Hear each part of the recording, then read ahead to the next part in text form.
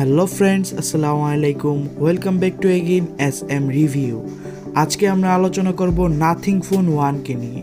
কয়েকদিন আগে বাংলাদেশের বাজারে এটি অফিসিয়ালি লঞ্চ হয়। আজকে আমরা আলোচনা করব নাথিং ফোন 1কে নিয়ে। চলুন তাহলে শুরু করা যাক আজকের ভিডিও। আর অবশ্যই আপনি যদি আমার চ্যানেলে নতুন হয়ে থাকেন তাহলে চ্যানেলটিকে সাবস্ক্রাইব করবেন। প্রথমেই শুরু করতে চাই ফোনটির ডিজাইনের দিক দিয়ে। ফোনটির ব্যাক প্যানেলটি সম্পূর্ণ ট্রান্সপারেন্ট, যার কারণে ফোনটির ভেতরের অংশ দেখা যায়।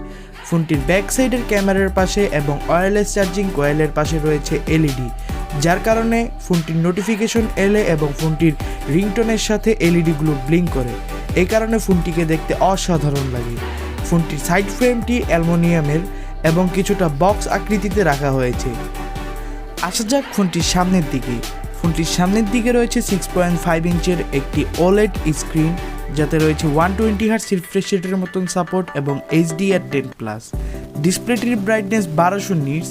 ডিসপ্লেটির স্ক্রিন টু বডি রেশিও 85.8%। ডিসপ্লেটির রেজুলেশন 1080x2400 পিক্সেল এবং ডিসপ্লেটির PPI হচ্ছে 402। আসা যাক ফোনটির বিল্ড কোয়ালিটির দিকে। ফোনটির ডাইমেনশন 8.3 মিলিমিটার। ফোনটির ওজন 193 গ্রাম। ফোনটির সামনে এবং পিছনে প্রোটেকশন করছে কর্নিং গোরিলা গ্লাস 5। ফোনটির পোর্টস অ্যান্ড বাটনের পজিশন হলো, ফোনটির ডান দিকে রয়েছে পাওয়ার বাটন এবং বাম দিকে রয়েছে ভলিউম ভোগার। ফোনটির নিচের দিকে রয়েছে USB Type-C পোর্ট, সিম ট্রে স্লট এবং সাউন্ড স্পিকার গ্রিল। ফোনটিতে আপনি একই সাথে দুইটি সিম ব্যবহার করতে পারবেন। ফোনটিতে থাকছে না কোনো মাইক্রো SD কার্ড স্লটের সুবিধা। ফোনটির ওপরের দিকে রয়েছে এয়ারপিস এবং তার ওপরে রয়েছে সেকেন্ডারি মাইক্রোফোন। ফোনটিতে আপনি স্টুডিও সাউন্ড সিস্টেম পেয়ে যাবেন। ফোনটিতে রয়েছে IP53 ডাস্ট অ্যান্ড স্প্রেস প্রোটেকশন।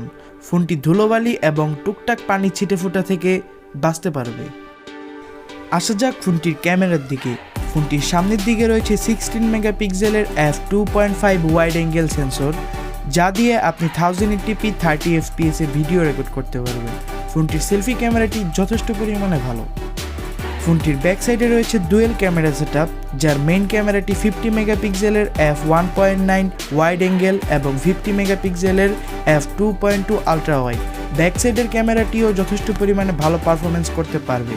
ফোনটির ব্যাক সাইডের ক্যামেরাটি দিয়ে আপনি 4K 30 fps এবং 1080p 30-60 fps এ ভিডিও রেকর্ড করতে পারবেন। সাথে রয়েছে জাইরো EIS প্রযুক্তি।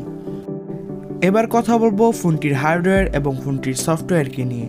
ফোনটির অপারেটিং সিস্টেমে রয়েছে Android 11 বেসড নাথিং OS। আশা করা যাচ্ছে যে ফোনটির নাথিং OS যথেষ্ট পরিমাণে ভালো একটি কাস্টম UI প্রোভাইড করবে। আসা যাক ফোনটির প্রাণকেন্দ্র ফোনটির প্রসেসরকে নিয়ে।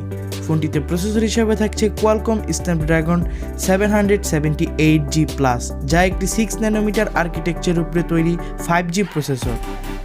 প্রসেসরটি কোয়াড কোর, যার একটি কোর কাজ করে 2.5 গিগাহার্টসে, একই সাথে 3টি কোর কাজ করে 2.4 গিগাহার্টসে এবং একই সাথে 4টি কোর কাজ করে 1.8 গিগাহার্টসে।